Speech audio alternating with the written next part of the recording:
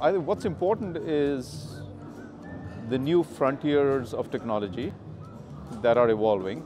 And throughout my 20-something years in technology, I've always been privileged to work on the frontiers of technology. In some sense, the market pulls you that way, but you have to be inspired and passionate about it to go in that direction, because every new technology is a new experience. And not just that, taking a particular technology into a solution, into a product and into a solution is a new experience in itself.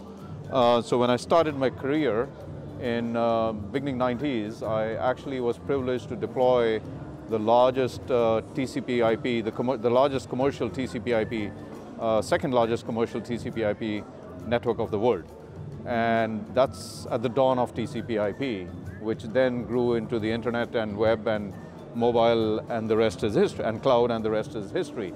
So I've had the privilege of not just being a witness, but being a practitioner to each of those frontier technologies and waves.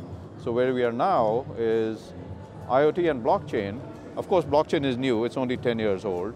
IoT as a term was coined around the late 90s by the MIT Auto ID initiative, which incidentally, I also had a role in the work that preceded its formation, some work that was done with Procter & Gamble for RFID, tracking based on a new technology back then. And so IoT has existed even before the term was coined, and you can think of air traffic controllers as IoT management, IoT networks. You can think of nuclear installations as being managed. So IoT has existed in our lives for a long time. The question is, how do we bring IoT to the masses?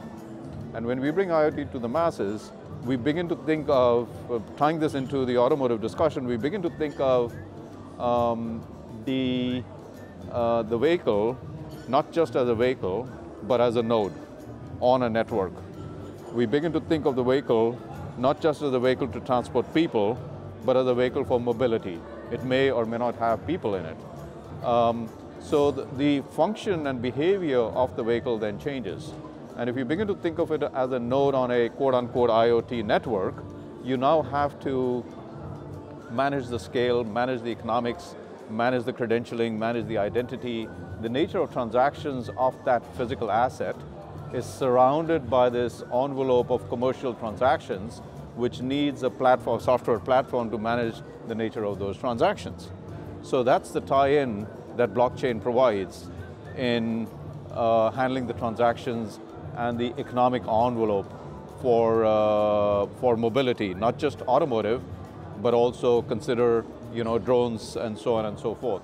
So if you take both of those together, what I'm looking from my ventures perspective, and also in partnership with some standards forming organizations in the automotive industry, like the Mobility Open Blockchain Initiative that Digital Twin Labs is the founder of, you basically are looking at not just autonomous driving, but you're looking at autonomous economics, where the node, the vehicle, has to sustain its economic viability, not just its driving capability.